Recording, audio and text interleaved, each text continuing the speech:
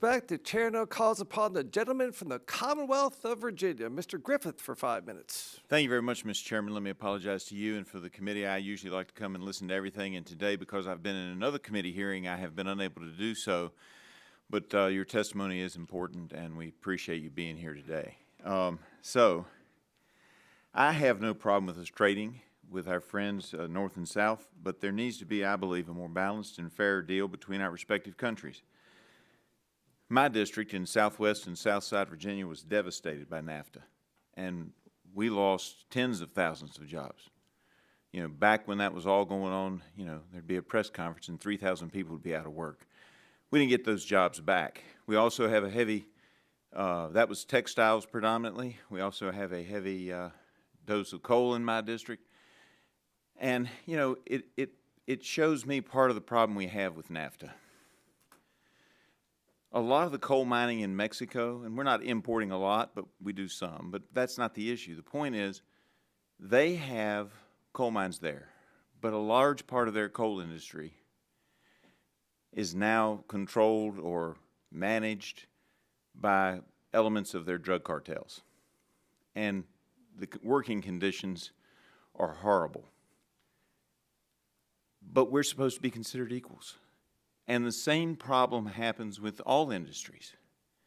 So what do we do in areas that have been devastated, like my district, where the jobs never came back, the help from the federal government was never there to rebuild our economy, and I'm dealing with communities that have parts of their downtown that used to flourish that are now, there's a block I'm thinking of in particular just empty. All the stores are gone. It's not like it's a shell of itself. It's just not there. It's a ghost part of that community. Part of it's surviving, but just barely. Part of it's doing better. How do we solve that problem? As we look at making a better deal, how do we rectify when you have disparities in working conditions, disparities in regulations that then make the American product uncompetitive against our colleagues and our friends in the South who don't have those rules? And somewhat to Canada, but they're more like us in the regard of their regulations and rules. Who wants to handle that one? Well, I'll take a stab at one part of that. Well, two parts of it. First, I do think it's important to recognize that coal exports are on the rise in America, and 13% of all of our coal exports are going into Canada and Mexico, predominantly Mexico, right? So they are a good and important and potentially growing destination for our coal exports. On the relocation of industries, I think that is why we find ourselves back at the table, that we want to update and modernize NAFTA from where it was, 30 some odd years ago, and that there's an opportunity to open up some of these things and look at that. And it's complicated. And if you've ever been in a trade negotiation, if you come out with the acronyms they use are mind-boggling. And so I think that's the reason we're at the table. At the end of the day, there are going to be, industries that choose to move for economic reasons. That's been the history of free enterprise and capital markets and free trade.